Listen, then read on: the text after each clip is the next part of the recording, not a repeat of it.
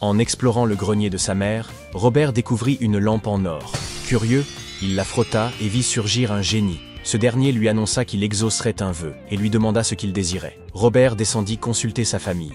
Son épouse rêvait d'avoir des enfants, son père aspirait à la richesse et sa mère souhaitait retrouver une vue parfaite. Étrangement, bien que le génie n'ait accordé qu'un seul vœu à Robert, chaque membre de sa famille obtint ce qu'il désirait. Quel souhait Robert formula-t-il ?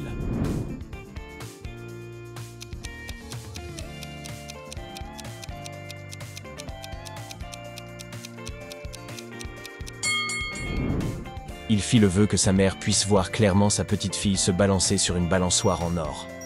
Astucieux, n'est-ce pas? Annie s'est retrouvée enfermée dans une pièce comportant 4 portes, derrière lesquelles se cachaient différentes créatures redoutables. Derrière la première se trouvait un vampire, derrière la deuxième, un zombie, derrière la troisième, une momie, et derrière la dernière, un loup-garou. L'une de ces portes allait s'ouvrir d'une minute à l'autre, mais Annie ignorait laquelle. Pour se défendre, elle disposait de 3 objets, une hache, une torche et un pieu en bois. Elle devait choisir celui qui lui offrirait la meilleure protection face à n'importe laquelle de ces créatures. Lequel devrait-elle privilégier?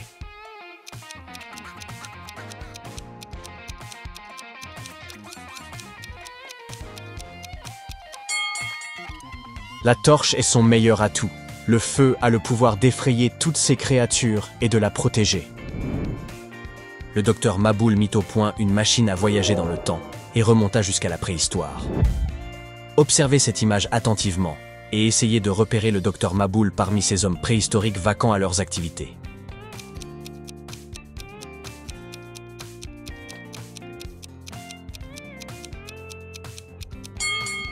C'est facile, il s'agit de l'homme tenant une lampe de poche. Il a sans doute emporté cet objet avec lui lors de son voyage.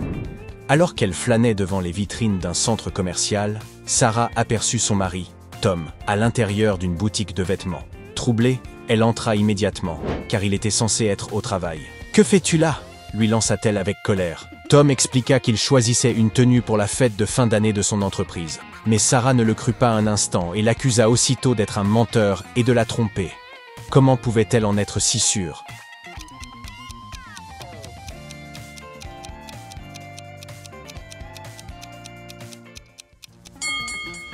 Regardez bien la cabine d'essayage. Sarah a remarqué une femme cachée derrière le rideau. De plus, Tom avait une trace de rouge à lèvres sur son polo. 3 vols ont été commis dans un supermarché local. Un en février, un en mai et un en juillet. Heureusement, les caméras de surveillance ont enregistré des images à ces 3 dates. Le directeur du magasin a donc fait appel à l'inspecteur Mollard pour élucider l'affaire. Un détail a retenu l'attention du détective et lui a permis de résoudre l'énigme. Observez les images qu'il a visionnées. Serez-vous aussi capable d'identifier le coupable ?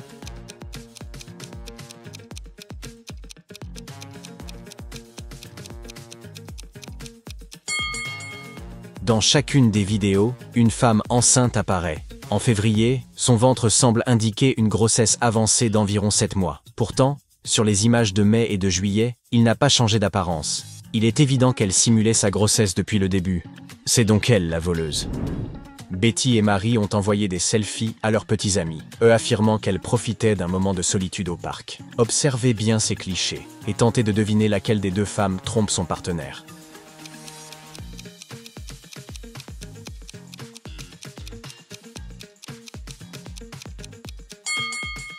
Sur la première photo, on voit Marie savourer un charmant pique-nique au bord du lac. Mais une question se pose, si elle est vraiment seule, que fait cette paire de chaussures masculines dans un coin de l'image?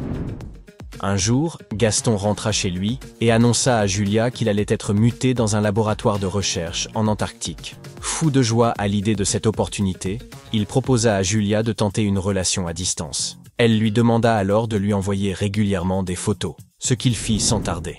Pourtant, après avoir examiné attentivement les clichés, Julia lui adressa un message cinglant. « C'est fini entre nous, Gaston. Je sais tout. » Examinez les photos envoyées par Gaston et essayez de comprendre comment Julia a découvert la vérité.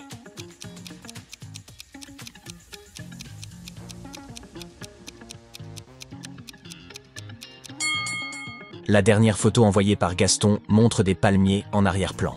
Or, il n'y en a aucun en Antarctique. De plus, ces photos montrent des ours polaires, alors que ces animaux ne vivent que dans l'Arctique. Gaston a donc manifestement retouché ces images et menti sur sa localisation depuis le début. Et un autre indice ne trompe pas. Sur l'une des photos, une trace de rouge à lèvres est visible sur sa chemise. Alice assistait à un concert bondé lorsqu'elle sentit quelqu'un fouiller dans son sac et en extraire son portefeuille, qui ne contenait que des cartes bancaires. Elle n'eut pas le temps d'identifier le coupable, mais les caméras de surveillance permirent aux agents de sécurité de réduire la liste des suspects à 3 personnes. Johnny prétendait avoir passé des heures dans la file des toilettes et n'avoir aucun lien avec le vol.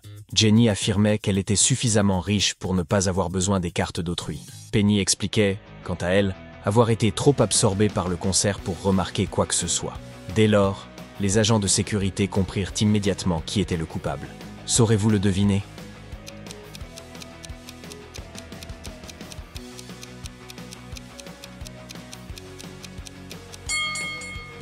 Personne n'avait dit à Jenny que le portefeuille ne contenait que des cartes bancaires, et pourtant, elle semblait déjà le savoir. La seule explication, c'est qu'elle soit la voleuse.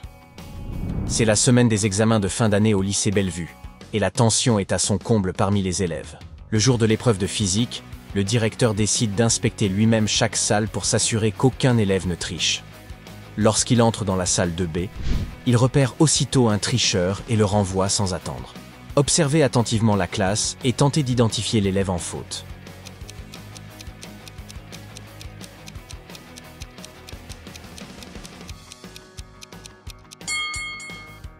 C'est l'élève assis avec les jambes croisées. Il a s'inscrit les réponses sur son mollet et les consulte discrètement pour tricher. Jacques est enfermé dans une cellule glaciale, dont le sol est nu et dépourvu de tout mobilier.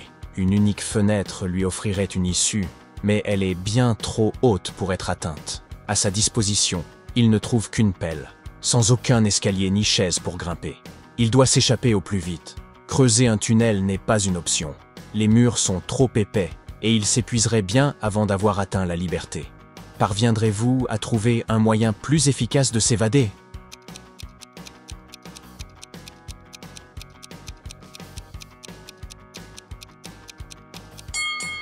Il doit creuser un large trou dans le sol et utiliser la terre extraite pour former un tas. En grimpant dessus, il pourra atteindre la fenêtre. Dans un royaume lointain vivait un vieux roi solitaire, inquiet de n'avoir aucun héritier pour lui succéder. Un jour, il eut une idée. Il distribua une graine à chaque enfant de son royaume et promit que celui qui ferait pousser la plus belle plante deviendrait son héritier. 3 mois plus tard, une foule d'enfants se présenta au palais, tous tenant dans leurs mains de splendides plantes luxuriantes. Pourtant, parmi eux, une fillette n'avait qu'un pot vide. Contre toute attente, c'est elle que le roi choisit pour régner après lui. Saurez-vous deviner pourquoi ?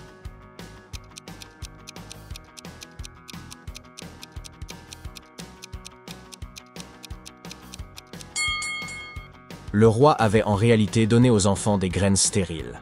Seule cette fillette, en toute honnêteté, s'était abstenue de tricher. Observez attentivement ces images et tentez de repérer l'anomalie.